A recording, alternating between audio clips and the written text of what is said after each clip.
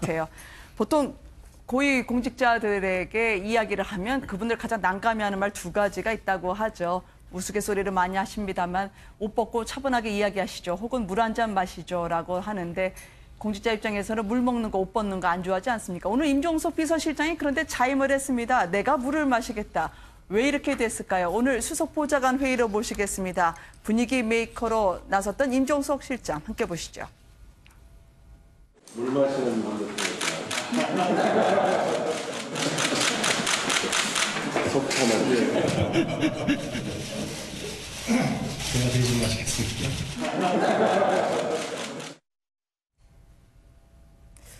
아무래도 기자 출신이니까 의원님께 여쭤볼까요? 왜냐하면 청문회 때도 보면 이낙연 신임 총리 그 당시에는 후보자 입장이었습니다. 물 한 번 마시면 목 타는 후보자 뭐 그런 식으로 신문 제호가 많이 달리지 않습니까? 이 부분에 대한 문 대통령이 물 마시면 또 사드라든지 민감한 이슈에 대한 제호가 달릴까 봐 그랬을까요? 그러니까 이낙연 총리가 지금 저 장면입니다. 저 장면이 확실하게 보여주는 게 물을 마시지 않습니다. 왜? 이낙연 이제 총리가 됐죠. 이낙연 총리는 기자 출신입니다. 대개 물 마시는 사진이 찍히면 절대 좋은 캡션으로 안 나갑니다.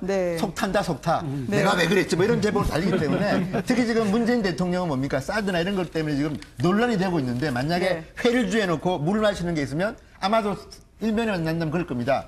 속타네 속타. 뭐 일이 왜 이렇게 안 풀리지? 그러니까 임종석 실장이 이제 대역을 한 건데 저런 대역은 좀 쉽게 하면 뭐 임종석 실장이 좀 귀엽기도 하고 아마 문재인 대통령 입장에서 볼 때는 그리고 분위기를 갖다 이제 부드럽게 한다는 점에서 기자들도 아마 좋아했을 것 같습니다. 현장에 있었던 기자들이 이렇게 이야기를 했어요. 사실 지금 저 상황이 지금 뭐 딱히 문재인 대통령이 물을 마셔서 속이 탈 만한 상황이 아니었습니다. 오늘 수석관 회의가. 그런데 이제 물을 문재인 대통령이 마시니까 그걸 보고서 이제 임종석 실장이 이제 센스를 발휘해서 좀 분위기를 좀 좋게 하려고 했던 어떤 그런 분위기였다라고 이야기를 합니다. 그래서 저것 때문에 제가 대신 마시겠습니다 하면서 지금 물 마시잖아요. 저 말 한마디 때문에 오늘 아주 웃으면서 회의를 시작할 수 있었다라는 어떤 그런 이야기가 있습니다. 저건 정말 대단한 센스예요. 왜냐하면은 문재인 대통령이 먼저 물 마시는 장면이 나갔다 그러면은 기자들이 틀림없이 찍어가지고 앞서 말씀하셨던 것처럼 속 탄다, 속 타 이거 캡션 달아가지고 내보냈을 거예요. 근데 비서실장이 먼저 제가 먼저 마시겠습니다. 그러고 난 다음에 먹고 난 다음에 문재인 대통령이 마셨다. 그럼 그거 캡션 달아서 기사 못 내보내요. 그러니까 그걸 미리 치고 나가서 미리 제가 먼저 왜 맞겠습니다라고 해버렸으니까 저걸 기사로 못 쓰는 뭐 이런 상황이 된 건데 그런 면에서는 굉장히 센스가 있는 거고요. 말씀하신 것처럼 그 이낙연 총리 같은 경우에도 물을 절대 입에 안 댔다는 거잖아요. 그렇죠. 그러니까 물 찍으러 간 기자들이 물 먹고 왔다 이런 얘기가 있고. 근데 뭐 지금 뭐 물 먹을 일이 있나요? 문재인 대통령이 지금 크게 쏙 탈 일은 없는 것 같은데요. 지금 국방개혁도 해야 되고 국방부 적폐도 걷어야 되는데 뭐 국방부가 알아서 자진 납세하는 그런 형식으로 계기를 거꾸로 만들어주고 있고 사실 검찰개혁도 마찬가지 아니었습니까? 동봉투 망찬으로 오히려 계기를 검찰이 만들어주고 오히려 쏙 탈 일이 아니라 뭐 지금 미소를 띠고 있는데요. 지금 뭐 의외로 일이 좀 순순히 잘 풀려가고 있는 것이 아닌가 그렇게 예측이 됩니다. 되지 않을 걸로 보입니다. 지금 제작진이 보니까 어제까지가 박 전 대통령 퇴임 재산 신고 기한이었다고 하던데요. 신고를 이번에 하지 않았다고 합니다. 물론 일신상의 사유가 생기기 때문에 유예를 했을 것으로 예상이 됩니다만 그동안 꼬박꼬박 예금이 월급 모아서요 2억 원 정도로 늘어서 아무래도 최순실 씨 과거의 공판에서 보면 내실을 담당했다라는 최순실의 부재 때문인가? 물론 그렇게까지 과하게 해석하지 않아도 될 것 같습니다만 퇴임 재산 신고 안 했다는 뉴스가 오늘 많이 상단을 차지하곤 했습니다. 저건 뭐 박근혜 대통령 능력으로 신고할 수가 없는 겁니다. 왜냐하면 본인이 한 번도 직접 해본 적이 없을 거거든요. 다 비서들이 해줬던 거고 자기도 정확하게 자기 재산 어디에 얼마가 어떻게 정리가 되는지를 모르고 신고하려면 또 그 부과된 서류들을 어떻게 떼야 하는지도 대통령 자신은 전혀 모릅니다. 결국은 비서진에서 누군가가 챙겨서 해줘야 되는데 지금 비서진이 완전 와해되어 있는 상황 아닙니까? 윤전추 행정관도 아마 저런 걸 잘하는 능력은 안 될 거고요. 이영선 전 행정관도 지금 재판을 받고 있지 않습니까? 전혀 저 역할을 해줄 수가 없을 것이고 최순실 씨가 있다 해서 최순실 씨도 저 역할을 못 해줄 겁니다. 오히려 정호성 씨나 이런 분들이 있다면 그게 가능할 텐데 그분 역시 지금 뭐 구속돼 있는 상황이고 그러니까 주변에서 늘 저걸 챙겼던 재산 신고 저것도 만만찮은 거거든요. 공무원들이 1년 매년 해야 되는데 조금씩 변동이 있는 건 하기가 수월하지만은 한 번도 안 해본 당사자가 저걸 다 처음부터 챙겨서 한다는 건 사실상 불가능하고 해본 경험도 없어서 매우 어려울 것이다. 그리고 지금의 참모진들이 와야 됐기 때문에 누구도 챙기는 주체가 없을 것이다. 그렇게 보입니다.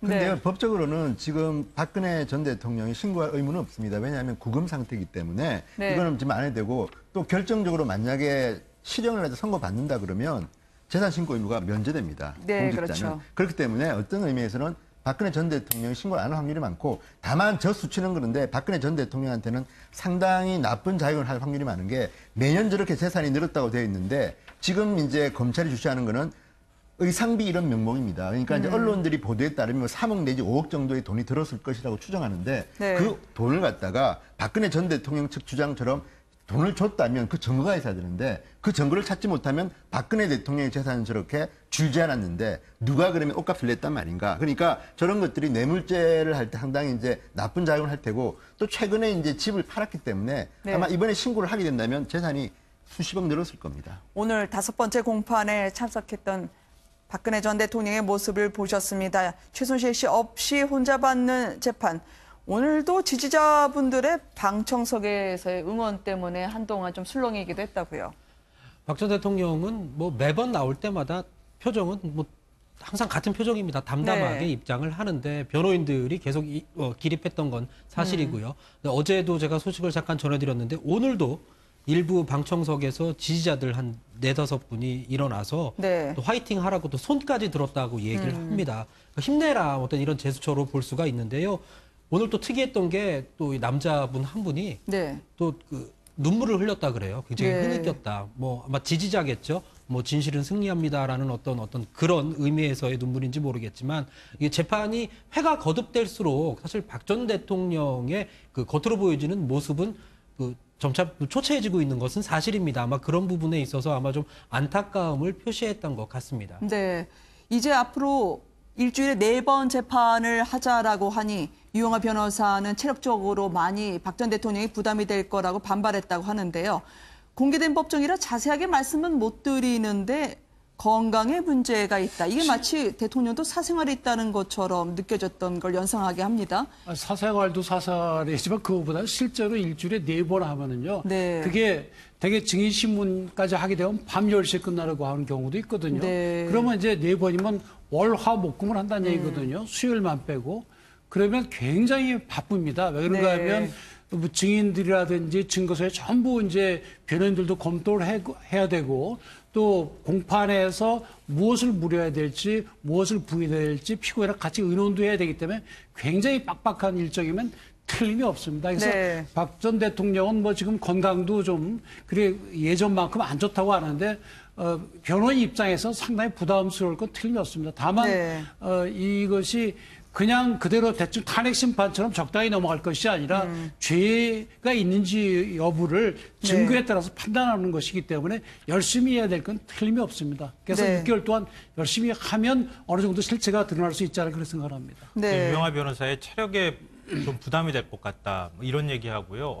이제 어제 이영선 행정관 재판에도 허리가 아프다. 네. 뭐 몸이 좋지 않다. 그래서 검사가 직접 가서 영장까지 제시를 하면서 같이 가자고 했는데 지금 그걸 거부한 거 아니겠습니까? 네. 근데 이게 실제로 좀 몸이 안 좋을 수는 있을 것 같아요. 그럼요. 그동안에 네. 나온 얘기가 부신 기능도 안 좋고 네. 굉장히 만성적인 피로에 시달렸다고 하고 허리도 뭐 국회의원 시절부터 허리가 굉장히 안 좋았고 집권 이후에도 청와대에 이 면역 통증 완화제인가 그런 주사제를 또 맞기도 하고 그랬었다고 하는 얘기가 들리니까 네. 그런 체력적인 면에서는 좀 부담이 될 것 같은데 조금 좀 우려가 된다고 그래야 되나요?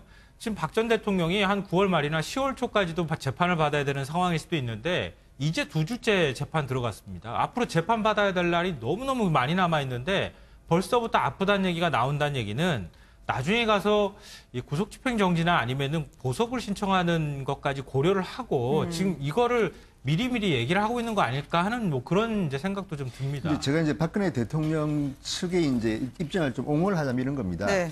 저는 몸이 아픈 것도 있지만 마음이 아파서 어제 못 간 거 아닌가 싶은 생각이 드는데 오늘 아침에 어떤 칼럼에 보도됐는데 네. 어쨌든 간에 과거에 권력을 진 사람이 이제 권력에서 퇴임한 뒤에 조리돌림을 당한다는 그런 내용의 이제 기사인데요.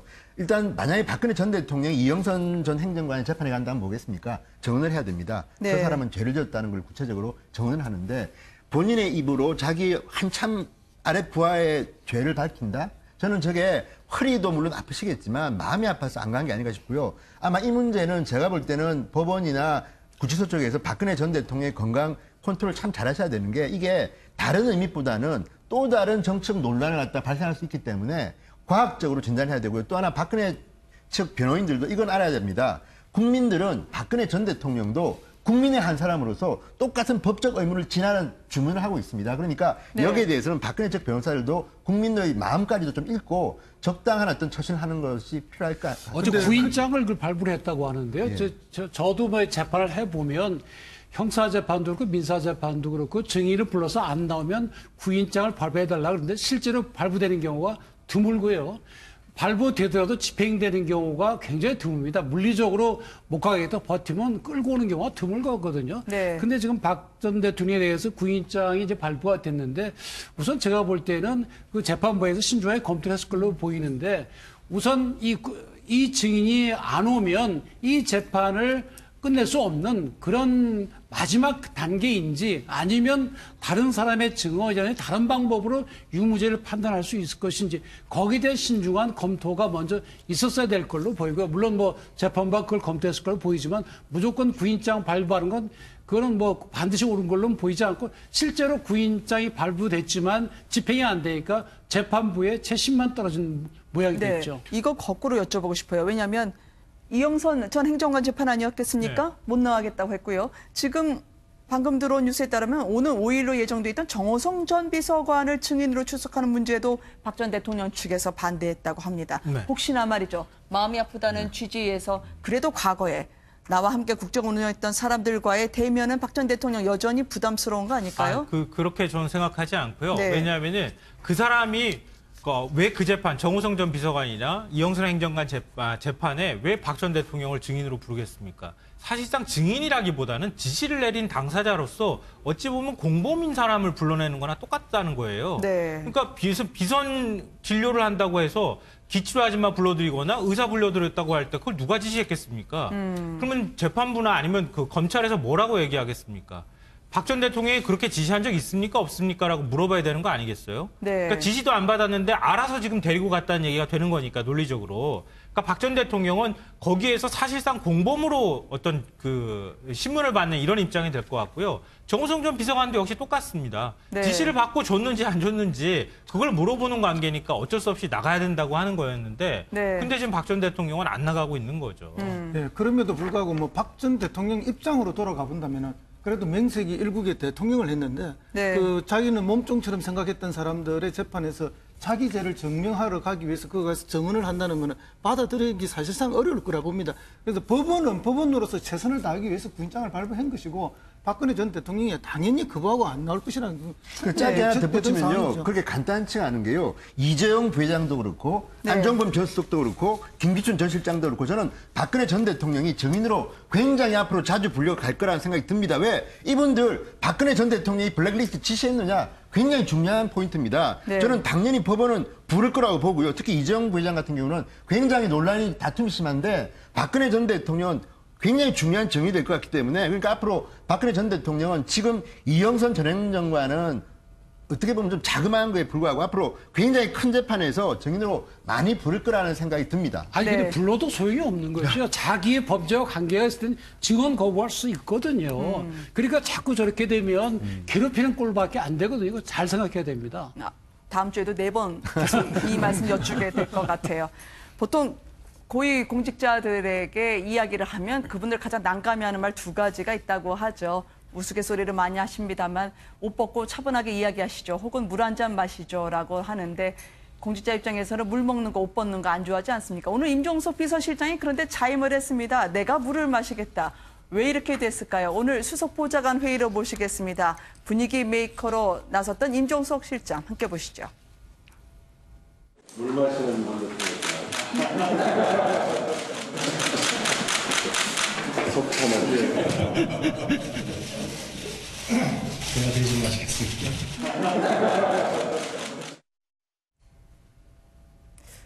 아무래도 기자 출신이니까 위원님께 여쭤볼까요? 예. 왜냐하면 청문회 때도 보면 이낙연 신임 총리 그 당시에는 후보자 입장이었습니다. 물 한 번 마시면 목 타는 후보자, 뭐 그런 식으로 신문 제호가 많이 달리지 않습니까? 이 부분에 대한 문 대통령이 물 마시면 또 사드라든지 민감한 이슈에 대한 제호가 달릴까 봐 그랬을까요? 그러니까 이낙연 총리가 지금 저 장면입니다. 저 장면이 확실하게 보여주는 게 물을 마시지 않습니다. 왜? 이낙연 이제 총리가 됐죠. 이낙연 총리는 기자 출신입니다. 대개 물 마시는 사진이 찍히면 절대 좋은 캡션으로 안 나갑니다. 속 탄다, 속 타. 내가 왜 그랬지? 뭐 이런 제보를 달리기 때문에 특히 지금 문재인 대통령은 뭡니까? 사드나 이런 것 때문에 지금 논란이 되고 있는데 만약에 회를 주해놓고 물 마시는 게 있으면 아마도 일면에 만난다면 그럴 겁니다. 속타네 속타. 뭐 일이 왜 이렇게 안 풀리지? 그러니까 임종석 실장이 이제 대역을 한 건데 저런 대역은 좀 쉽게 하면 뭐 임종석 실장이 좀 귀엽기도 하고 아마 문재인 대통령 입장에서 볼 때는 그리고 분위기를 갖다 이제 부드럽게 한다는 점에서 기자들도 아마 좋아했을 것 같습니다. 현장에 있었던 기자들이 이렇게 이야기를 했어요. 사실 지금 저 상황이 지금 뭐 딱히 문재인 대통령이 물을 마셔서 속이 탈 만한 상황이 아니었습니다. 오늘 수석관 회의가. 그런데 이제 물을 문재인 대통령이 마시니까 그걸 보고서 이제 임종석 실장이 이제 센스를 발휘해서 좀 분위기를 좀 좋게 하려고 했던 어떤 그런 분위기였다라고 이야기를 합니다. 그래서 저것 때문에 제가 대신 마시겠습니다 하면서 지금 물 마시잖아요. 저 말 한마디 때문에 오늘 아주 웃으면서 회의를 시작할 수 있었다라는 어떤 그런 이야기가 저건 정말 대단한 센스예요. 왜냐하면은 문재인 대통령이 먼저 물 마시는 장면이 나갔다 그러면은 기자들이 틀림없이 찍어가지고 앞서 말씀하셨던 것처럼 속 탄다, 속 타 이거 캡션 달아가지고 내보냈을 거예요. 근데 비서실장이 먼저 제가 먼저 마시겠습니다. 그러고 난 다음에 먹고 난 다음에 문재인 대통령이 마셨다. 그럼 그거 캡션 달아서 기사 못 내보내요. 그러니까 그걸 미리 치고 나가서 미리 제가 먼저 맞겠습니다라고 해버렸으니까 저걸 기사로 못 쓰는 뭐 이런 상황이 된 건데 그런 면에서는 굉장히 센스가 있는 거고요. 말씀하신 것처럼 그 이낙연 총리 같은 경우에도 물을 절대 입에 안 댔다는 거잖아요. 그렇죠. 그러니까 물 찍으러 간 기자들이 물 먹고 왔다 이런 얘기가 있고. 그런데 뭐 지금 뭐 물 먹을 일이 있나요? 문재인 대통령이 지금 크게 쏙 탈 일은 없는 것 같은데요. 지금 국방개혁도 해야 되고 국방부 적폐도 걷어야 되는데 뭐 국방부가 알아서 자진 납세하는 그런 형식으로 계기를 거꾸로 만들어주고 있고 사실 검찰개혁도 마찬가지 아니었습니까? 동봉투 망찬으로 오히려 계기를 검찰이 만들어주고 오히려 쏙 탈 일이 아니라 뭐 지금 미소를 띠고 있는데요. 지금 뭐 의외로 일이 좀 순순히 잘 풀려가고 있는 것이 아닌가 그렇게 예측이 됩니다.